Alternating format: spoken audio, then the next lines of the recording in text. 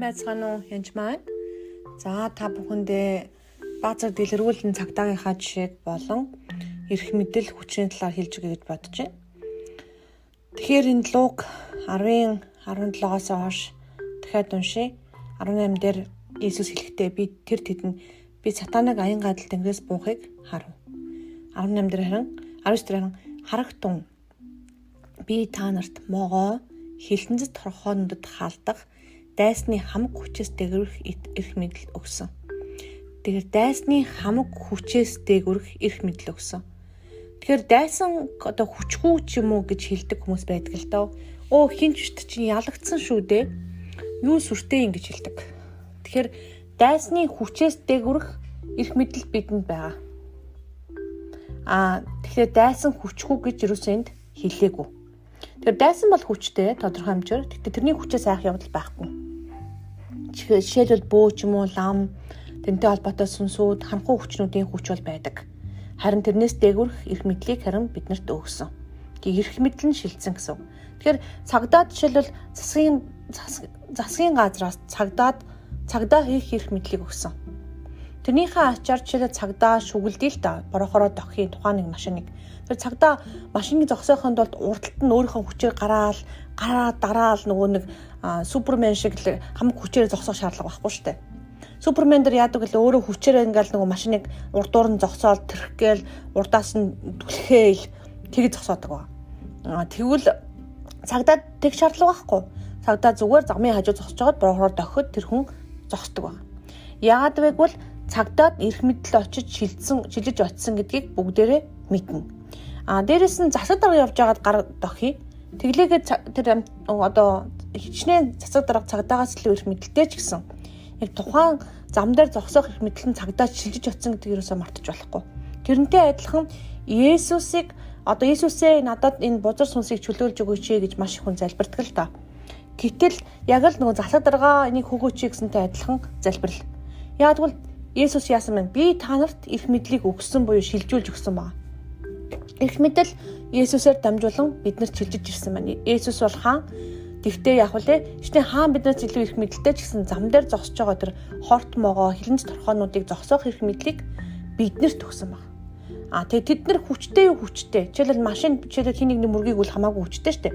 Гэхдээ тэр машин мөргөхгүй. Яагаад вэ гэвэл та нарт юу ч хор учруулахгүй гэж Иесус өөрөө амласан байна. Тэгээ Иесус өөрөө амласан бол амлсандаа заавал хүрч тараа. Ихэнх хүмүүс муу сүнсийг залбирахдаа яана энэ сүнс орчин буцаа долоо болж дордож орж ирнэ гэж айдаг л та. Та хэрвээ ариун сүнстэй хүн байх юм бол долоо болж дордож орж ирэхгүй. Битээс нааз ариун сүнс хамаагүй хүчтэй. Хоёрдугаарт нь Иесуст итгэх хэрэгтэй. Иесус бол худлаа амладаг хүн биш ээ. Зүгээр нэг худлаа сайхан үг ярьдаг хүн биш. Иесус бол Бурхны хүү бөгөөд үргэлж үннийг хэлж байдаг. Та нарт юу ч хор учруулахгүй гэж хэлсэн байна. Тэр өөрийнхөө амлсанд хүрнэ. Тэхийн тулд та бүхэн харин энэ үгэн дээр яран бат зогсох ёстой.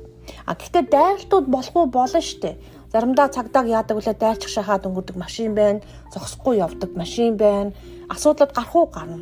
Зүгтаадаг бас юм байна. Тэрнтэй адилхан бозор сүнсөө зүгтаах гэж оролдоно, янз янзын болно. Тэрэнд ерөөсөө айх явдал ерөөсөө байхгүй.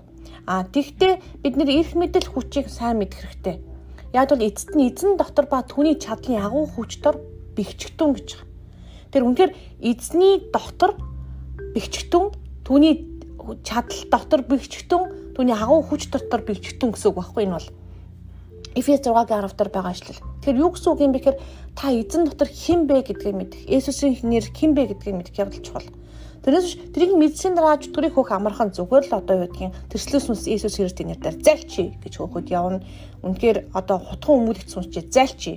Хоосрлын бузар яв тонил удмын бүх хараал Иесус Христийн нэрээр тасар уцаж алга бол гэд энэ бүх зүйл болох болно.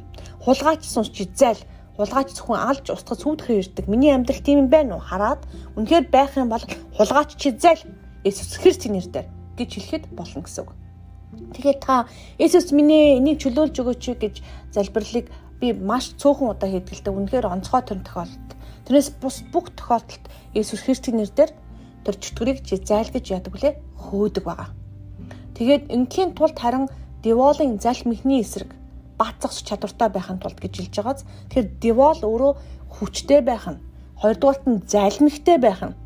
Гинэн тэнэг хүн шиг биш, таны үгийг гуйлна, таны үйлдэлийг харна. Тэг бол залмигтай. Та үнэхээр үгэн дотор өөрөө бат зогсож чадж гэнэ гэдгийг тэг бол байнга шалгадаг байгаа. Тийм учраас та үнэхээр эзэн дотор бэхжих ёстой. Тэгсний дараа чөтгөр хөөх бол зүгээр л одоо чи зайл гэхэд л гардаг. Хулгайч гэж шүүрээр хөөгд гаргах адилхан амархан зүйл. Зүгээр шүгэл үлээхэд зогсдог машинтай адилхан зүйл. Тэгээд миний ард түмэн мэдлэг дутагцсанаас болж устгацсан гэдэг үгийг мартаж болохгүй. Тийм учраас подкастын минь үргэлжлүүлэн сонсороо. Та бүхэн бас ивэнтгэж болно. Бусадтай хуваалцаараа гэж хэлж байна. Тэгээд сонсохгүй ч юм уу эсрэгүүцэж байгаа хүмүүс байх юм бол зүгээр л тэр хүмүүсийг орхиод дараачийн хүмүүст нь хуваалцаараа гэж хэлж байна. Тэгээд та бүхэнд баярлалаа. Эзэн бурхан тантай хамт байг.